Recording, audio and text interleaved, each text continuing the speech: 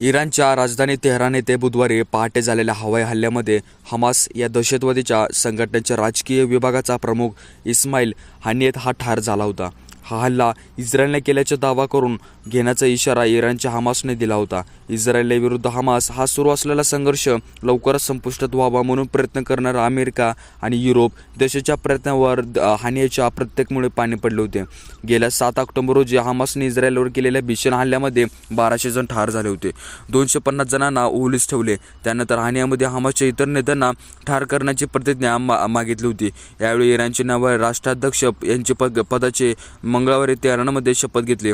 त्या समारंभाला हानियामध्ये उपस्थित होता. इस्रायलने एक लेबनॉनच्या राजधानी बेरूतमध्ये हिजबुल्लाहच्या एका कमांडर केला होता. त्या घटनेनंतर काही तासांनी तेहरानमध्ये झालेल्या हवाई हल्ल्याच्या हानियामध्ये ठार झाला होता.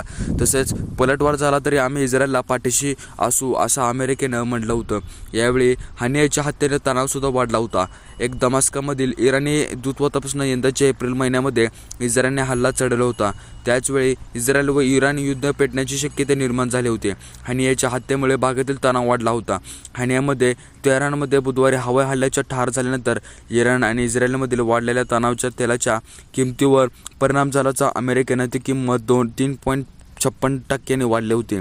तेलाची किंमत प्रत्येकी एका बॅरलमागे $77.41 पोहोचली होती.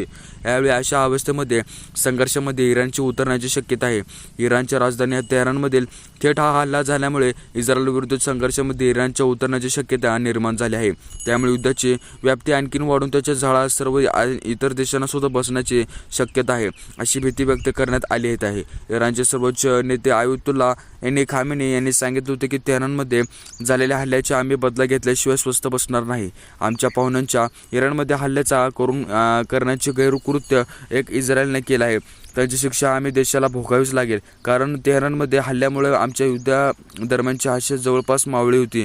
भविष्यामध्ये विषाणकारी प्रादेशिक युद्धामध्ये जगाला ढकलले होते यात जाण्याची शक्यता अमेरिकेच्या एका अधिकाऱ्याने व्यक्त केली होती. कमांडर मृतदेह अद्याप हिजबुल्लाह सापडला नाही. गोलन हाईट्स भागामध्ये इस्रायलच्या ताब्यात असलेल्या प्रदेशावर 27 जुलै रोजी हल्ला करण्यात आला होता. 22 अल्पवयीन किशोरवयीन मुलांचा मृत्यू झाला.